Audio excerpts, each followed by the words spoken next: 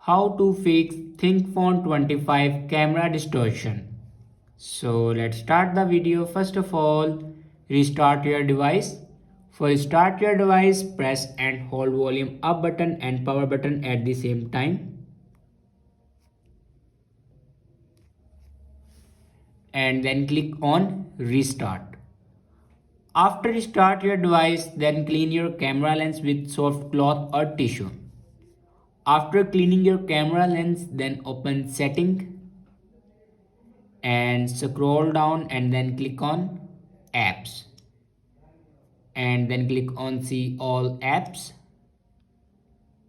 and click on camera. Now here you can see the option storage and cache. Now click on it and here you can clear your cache memory. After clear your cache memory, then go back to your home screen and open camera. On top right corner you can see the setting icon. Now click on this setting icon and then scroll down and click on reset. Here you can reset your camera settings. After reset your camera settings, then open settings again and then scroll down in last and click on system updates. Now here you can check your system updates. After checking your updates, your problem will be fixed.